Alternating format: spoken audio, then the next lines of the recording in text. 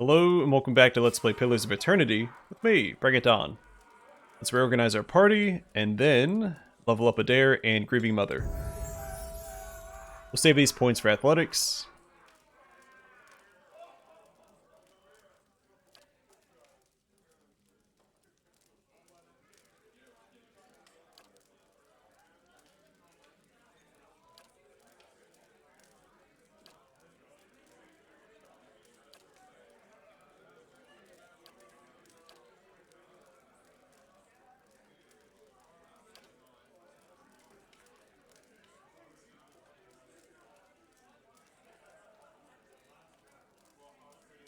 Yeah, I'm going to grab this, Wound Binding. Allows the healing of a modest amount of health on the user. Plus 40% health over 9 seconds. Alright, and Grieving Mother, more stealth. Alright, new spells, Reaping Knives. The Cypher uses an ally's soul to create blades of pure energy that emerge from both hands. The blades do raw damage and generate focus for the Cypher who created them. A defensive mind web. By linking his or her mind with those of nearby allies, the caster creates a series of defensive links between them. All allies in the mind web use the best defense of anyone in the web. That's really good. Don't really care for Reaping Knives as much. What else do we have?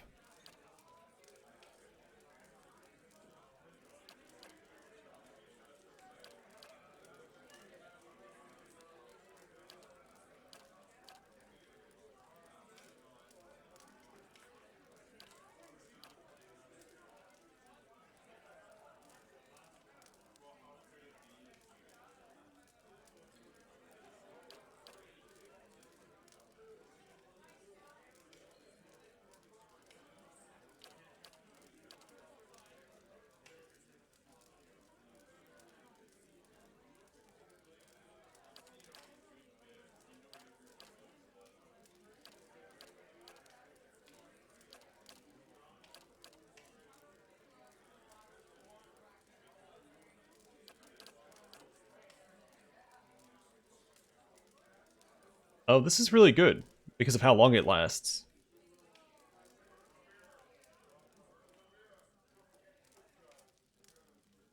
Yeah, I'm going to grab Going Between. An ally superficially takes on the form of a spirit. Their movement is increased, and many incoming crits, hits, and grazes are converted to a less severe result. Our allied target, plus 25% of incoming crits converted to hits, 25% of incoming hits converted to grazes, and 25% of incoming grazes converted to misses. And they get plus 3 move speed for 43.5 seconds.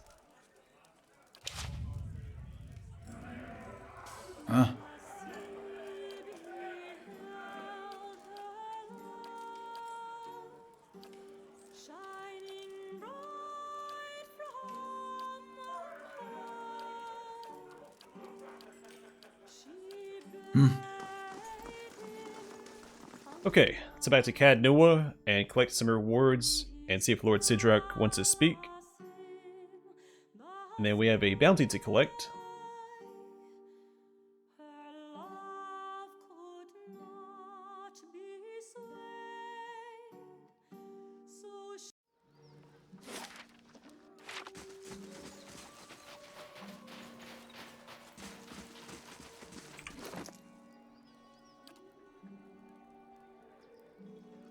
Managed to do that twice. He hasn't been landing a lot of hits.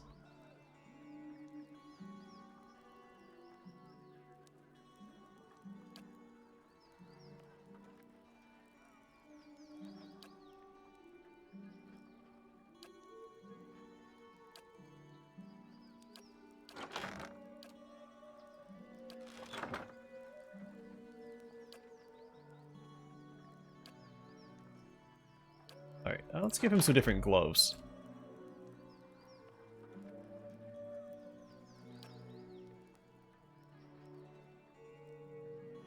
This is really good.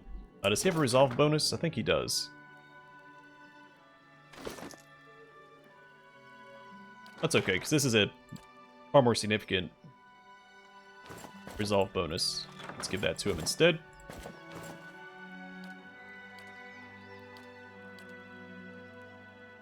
And she's missing a whole bunch of stuff. Let's fix that real quick.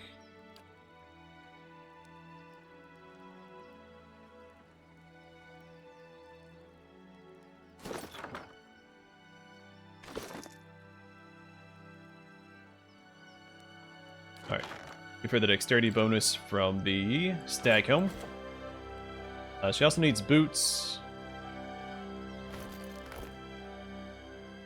And a belt.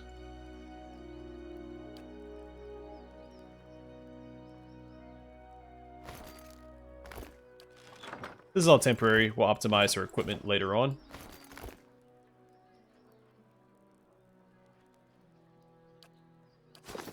Huh? So make sure she has something slotted for the upcoming fight.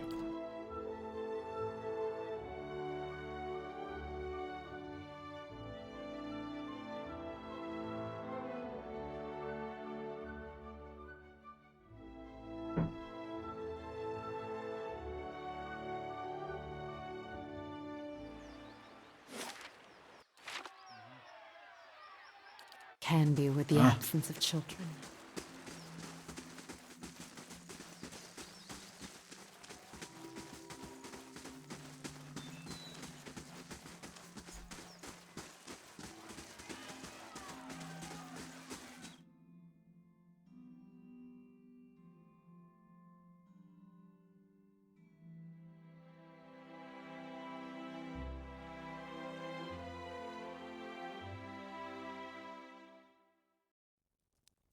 Right.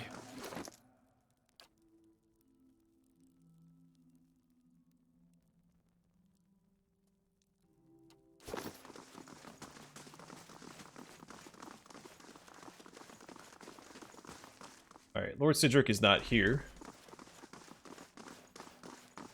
How do you do?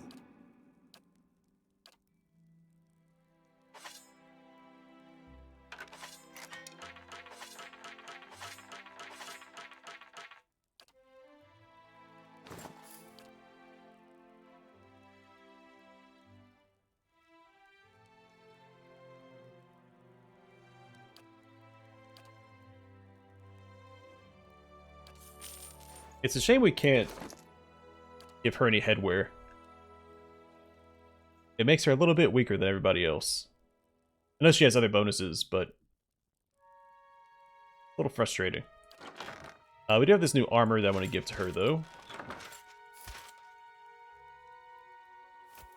Actually, kind of matches her feathers. She will lose Sunbeam 3 per rest, but that's fine. We don't use it very often regardless. She had something else. Yeah, this one we could probably swap out as well.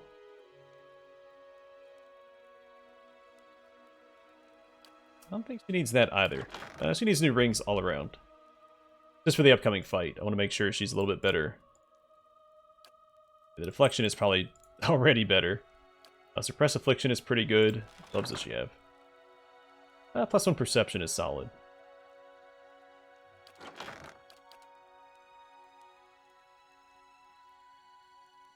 Alright, it's looking for a ring that gives...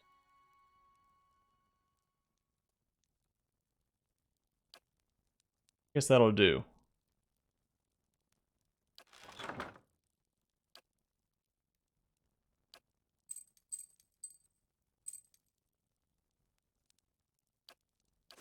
Yeah. Alright.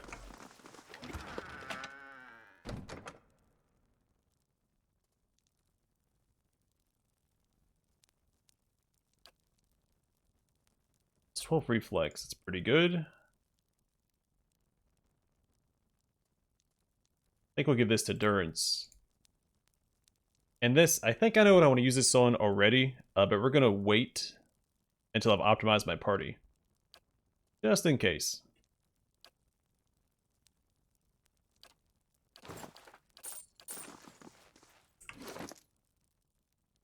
Oh yeah, let's go ahead and bind this as well. Actually, no, it's new. I think the Litany Against Minor Afflictions is new.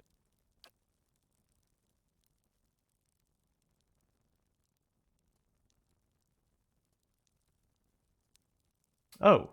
It'll take us to wooden... Okay, so we'll pursue this then. After we do the bounty.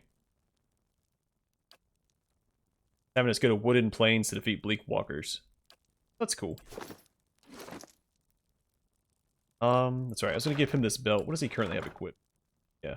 Concentration is a little better.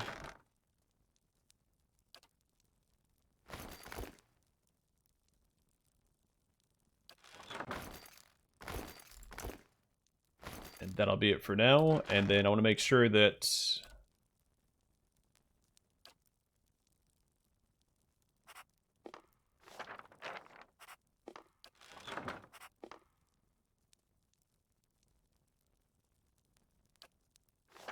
Make sure that these are available to us.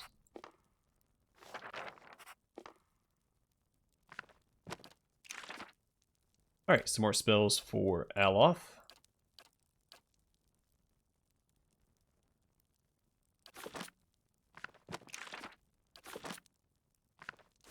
Huh?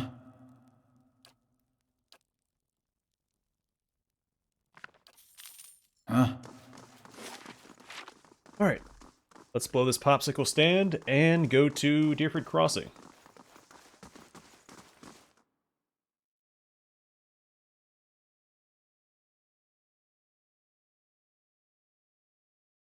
Or, you know what? Maybe I should do the Bleak Walkers first. Get as many upgrades for that breastplate as I can, because that'll make the bounty fight a little easier. New plan. Fortress in the old style. We don't build them like this anymore, you know. Not by the sea. Too vulnerable to cannons. Also, I wonder if the Hellwax mold, hard to use that on like the Sanguine plate, if it would get rid of the bonus that I gave it. So if I made a copy of this, for instance, if it would get rid of the +2 Constitution, so I could upgrade it a different way. Huh? So I really like the Sanguine plate, so I do much prefer the aesthetic of the White Crest. So I probably wouldn't swap back regardless.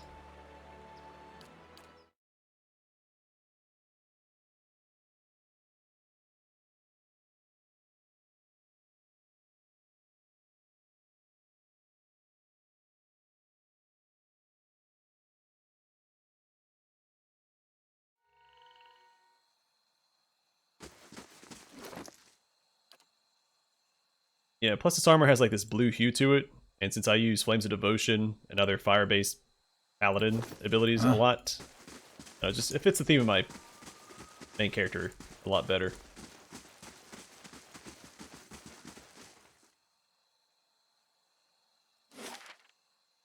Alright, we'll just follow the road and assume that they're going to pop up around here somewhere.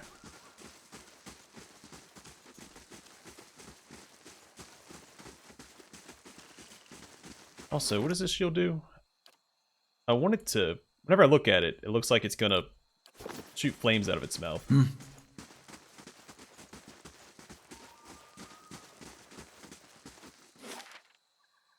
I guess they could be up here. Or over here. Or up here. Go towards the barn instead.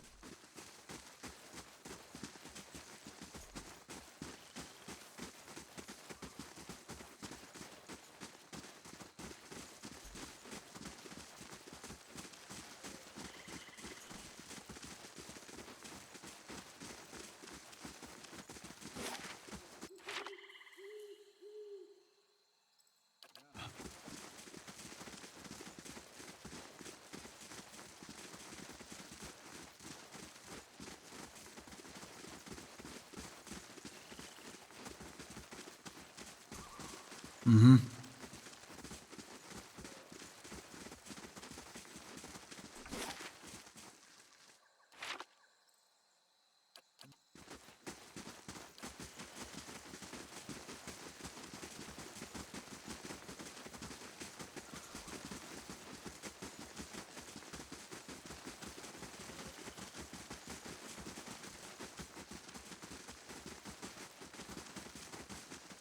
Right.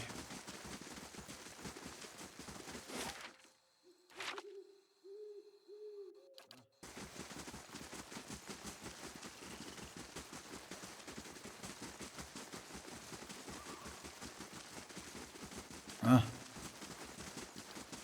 Yeah.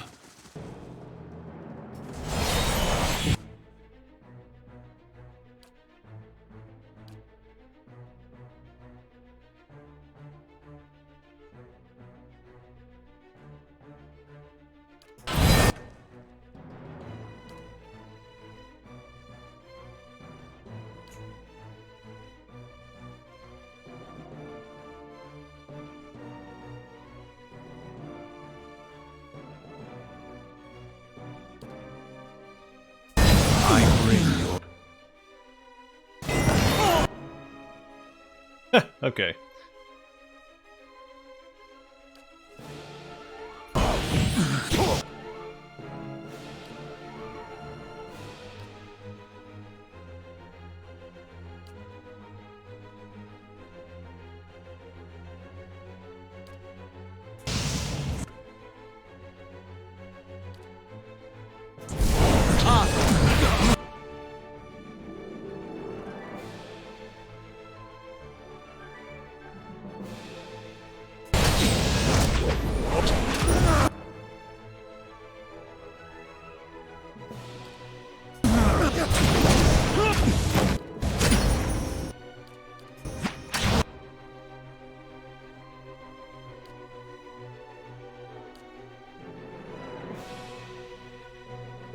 Alright, go ahead and fight the commander for me. Nice, run all the way around. It's okay.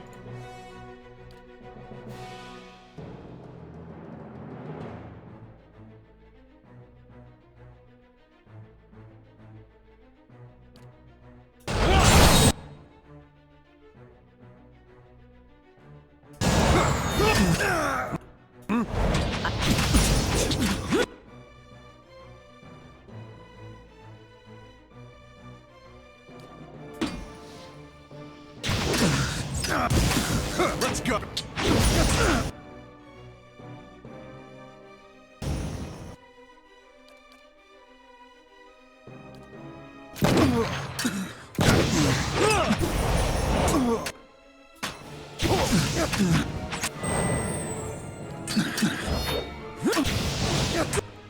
That's it.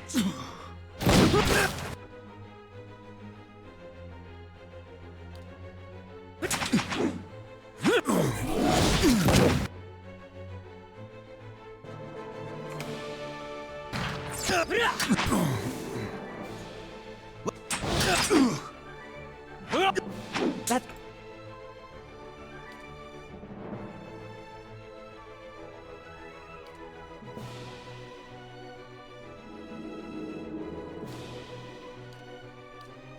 Stop.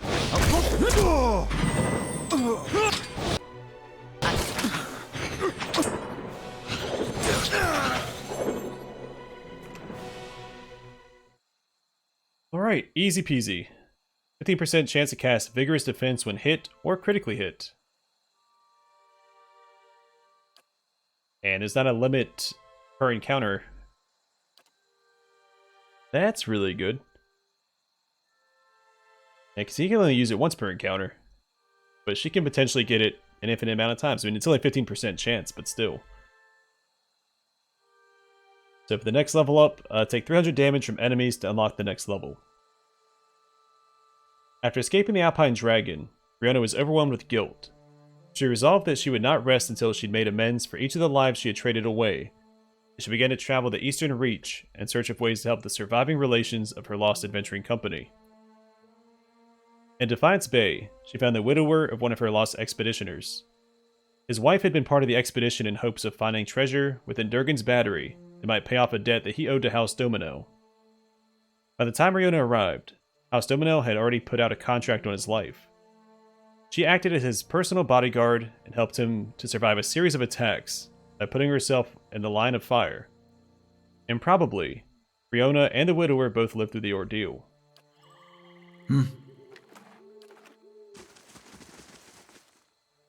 Cool.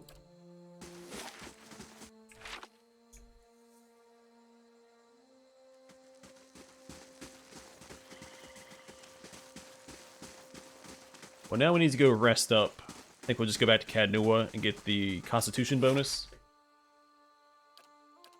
Because it's free.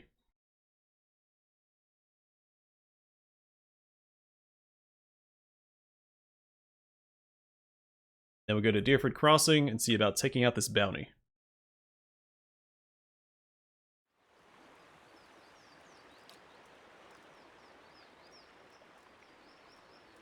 Well, the dexterity might be worth it too.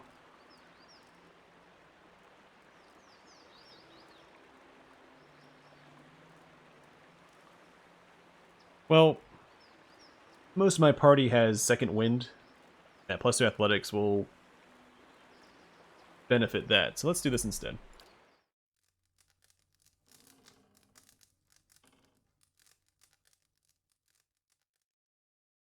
I must say, I'm impressed. Alright, Deerford Crossing.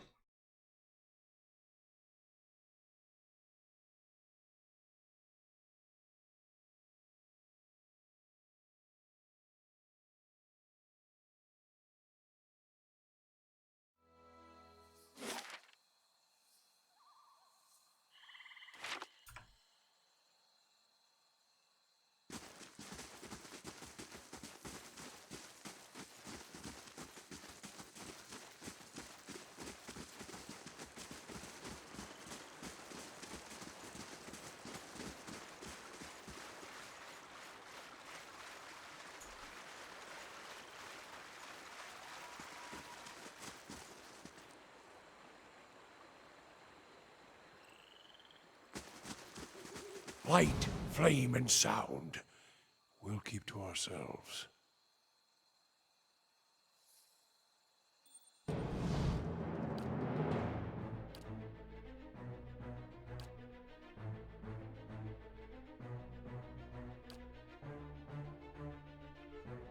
Hey.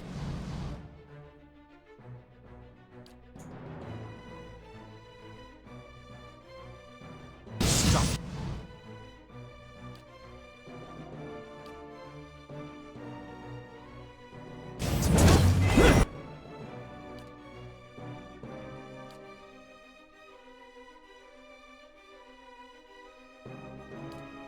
Okay.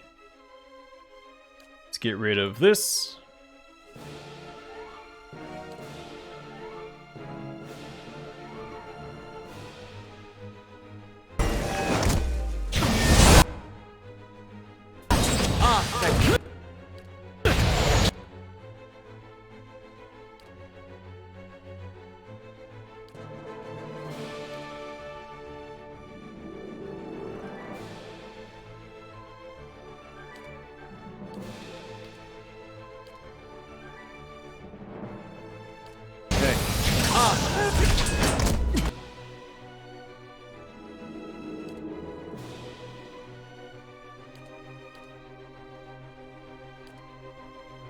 Still have control over my main character. He's dominated, stunned, has deep wounds.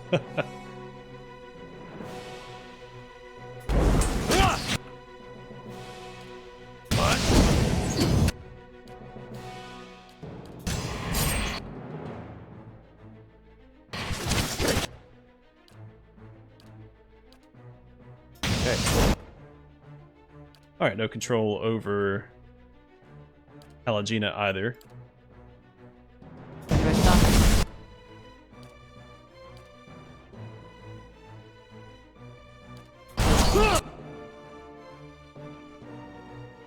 Getting to be a little annoying.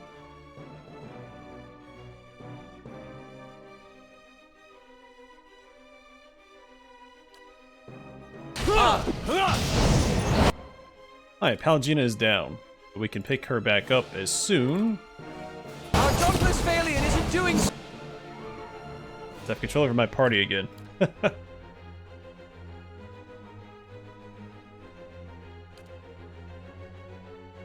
Well.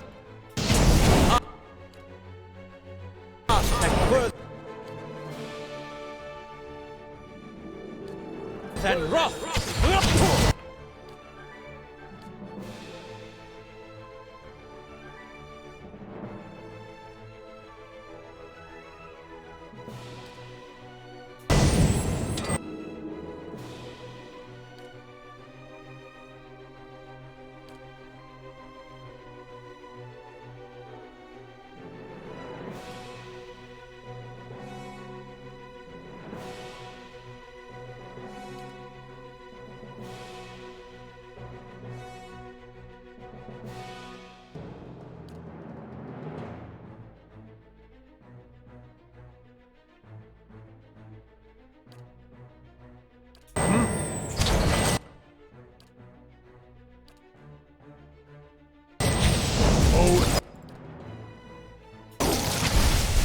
Let's keep lobbing spells out and hope for the best.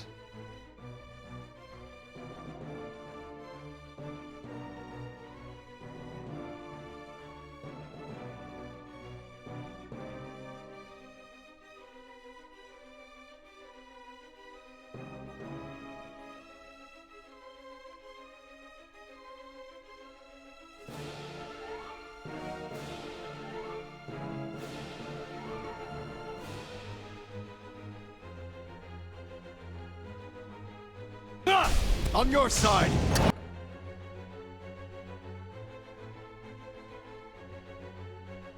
Your thoughts must be...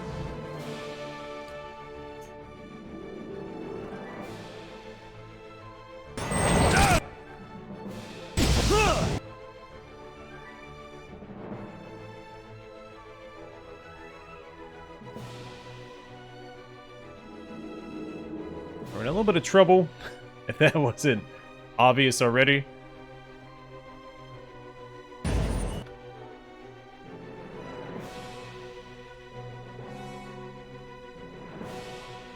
Yes?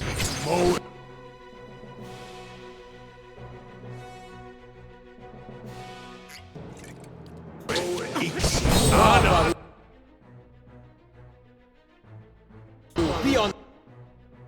See!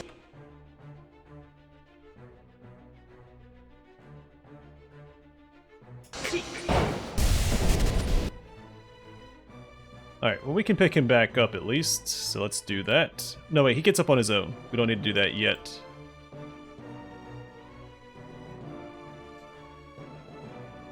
Alright, just keep throwing out spells as best we can. My thoughts were... Get up, lad!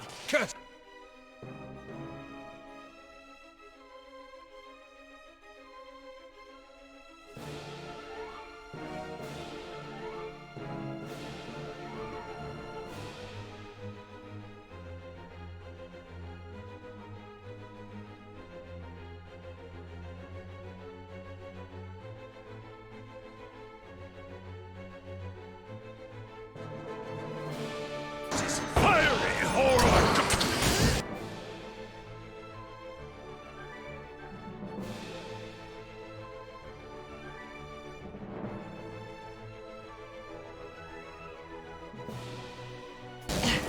With thoughts...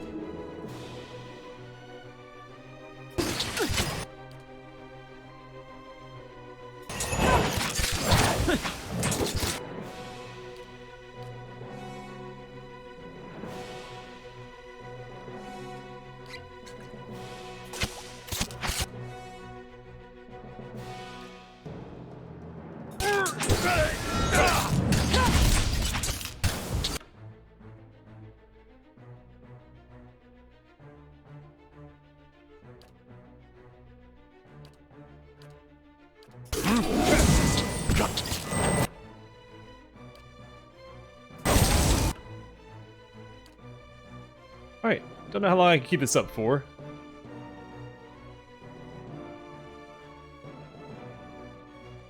What?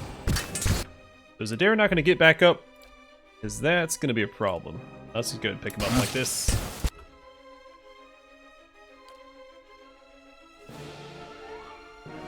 She's not doing any damage. I'm ready. Alright, then we have a little heal here.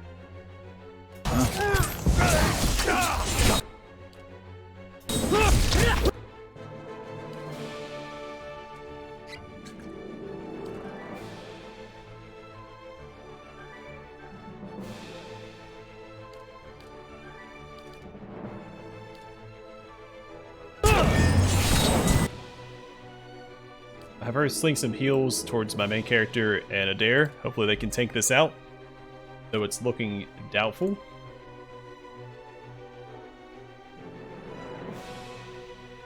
If we don't win,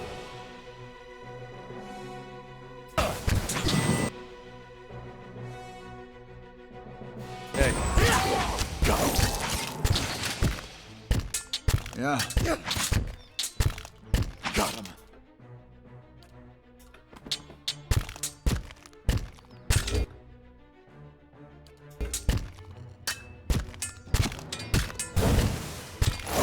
Let's go.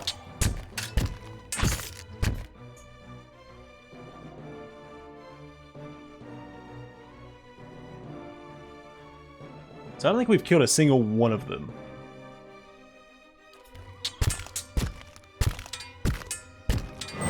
Which is obviously problematic.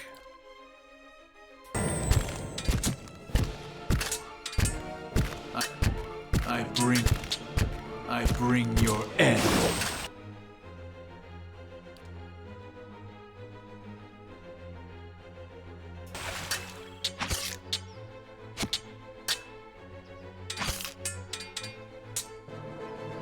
go!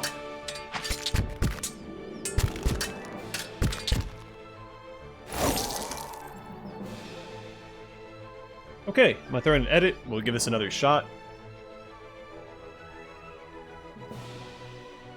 What sucks is they don't have a glaring weakness. Like, they don't have priests in the backline. I mean, they have the illusionists. But I don't know if they're the biggest threat or not. Oh, we'll give it another shot. So I'll be right back. Alright, and welcome to round 3. I need 2 things. A choke point, which we have right here. I'm going to try and bum rush that and block them off. And 2, I need a lot more damage, which we'll just have to make do. Alright, let's go.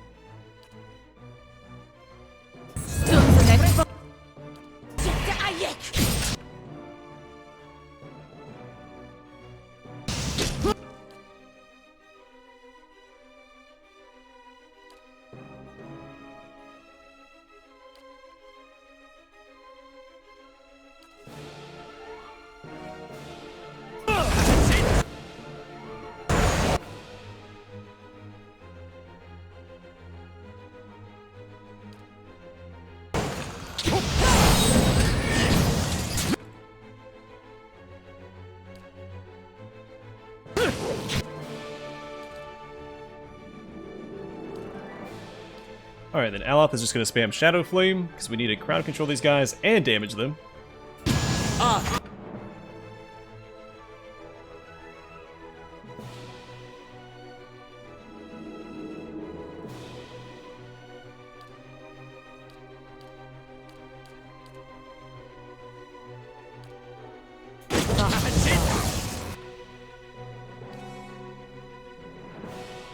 We're actually in a really good spot here, how they're clustered together. As long as they don't disengage and try to go after my backline, we're set. Join arms!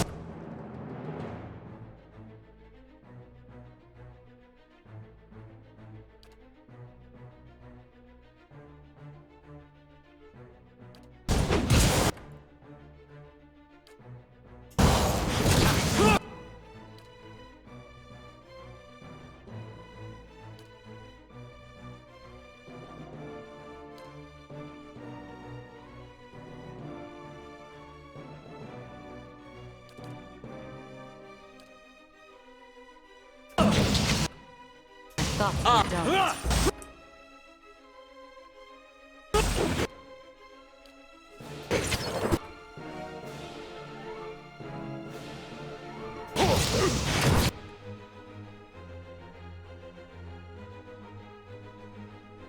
Alright, so that's it for Shadow Flame. Let's go ahead and get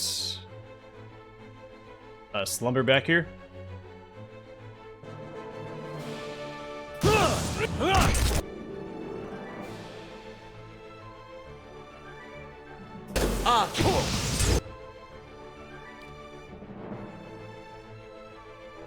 Actually, instead of this heal, let's get Devotions for the Faithful.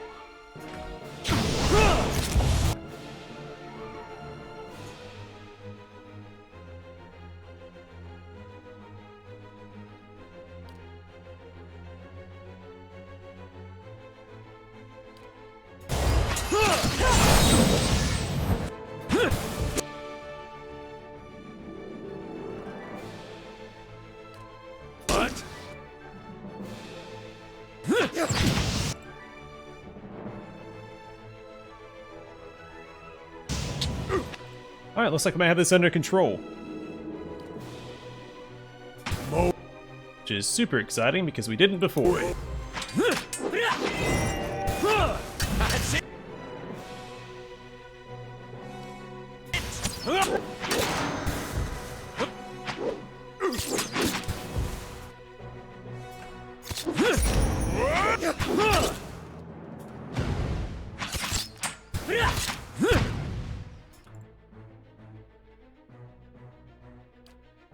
Mow it.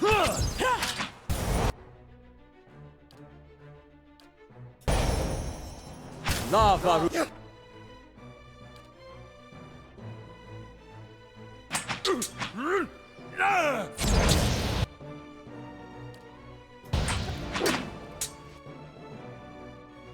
Alright, why is this guy back?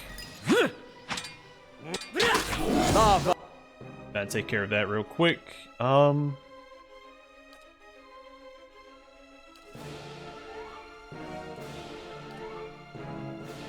Be on.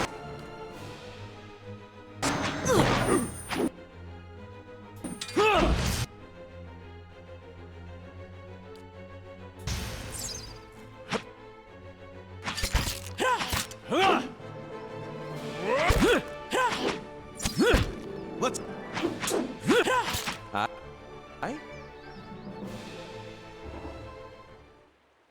Alright, we did it. And we leveled up the Dragon's Maw Shield. 25% chance to cast Taste of the Hunt on hit or critical hit. And no limit to it.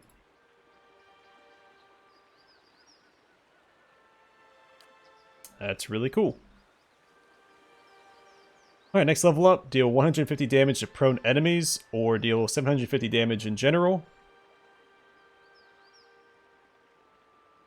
Renetta the Scarred received the shield when she was still young for an especially brave or foolish battle against a stone dragon.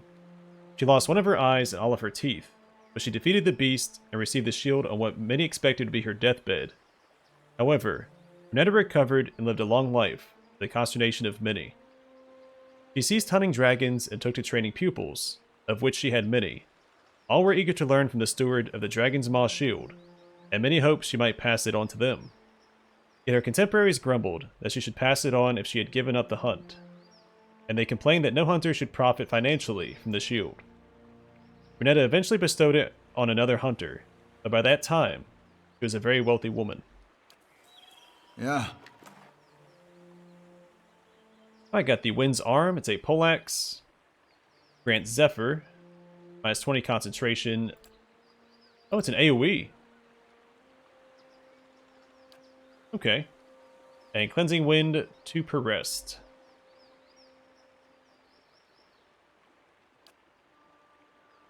A dozen unique poleaxes were created at the request of Ashimo IV, Duke of Akenzi, to equip his royal bodyguards. Each was meant to pay tribute to one of the governing factors of maritime fortune. Additional poleaxes were made to honor the rain, the stars, the sun, the waves, and other symbols.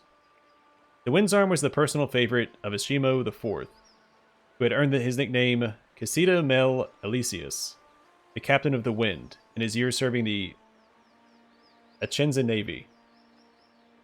It was said of Ashimo that whichever way he needed to go, the winds would already be blowing that way. He gave the Wind's Arm to his most skilled guard, who called upon it more than once to keep overexcited Valians from getting too close to the throne.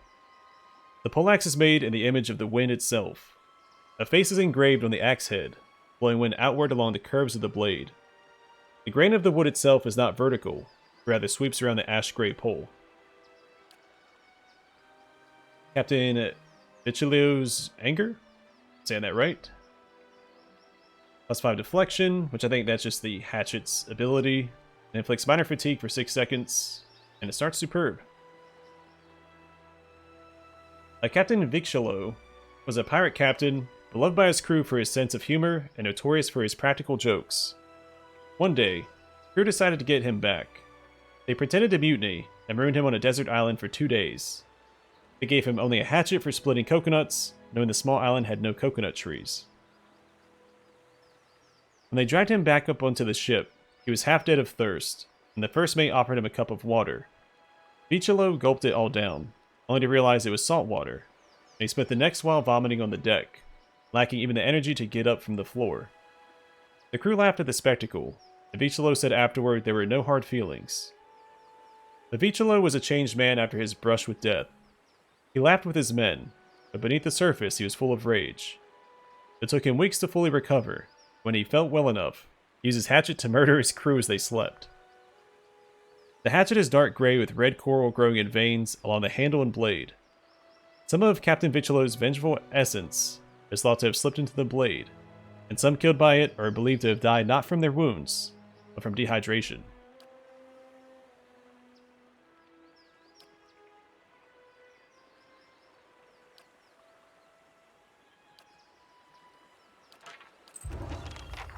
Alright, that was a rough little fight, but it went way better than I expected. Because not all of them were aggroed. Let's go! Alright. Back into the fray.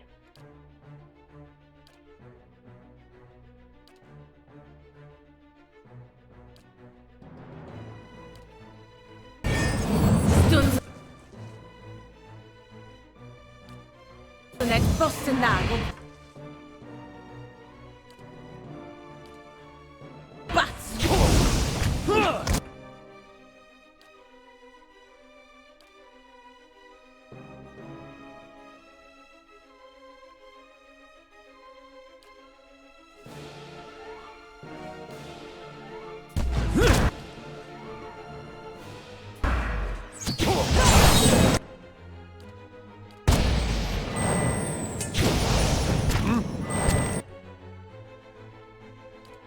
Yeah.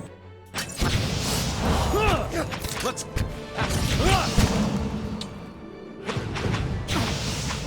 Let's go!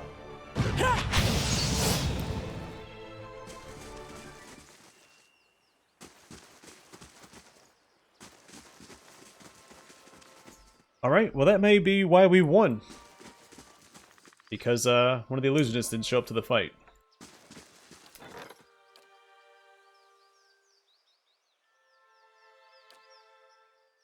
Alright, we're going to read that next time. I'm going to call the episode here, and the next one we'll assign someone to the quest we just unlocked.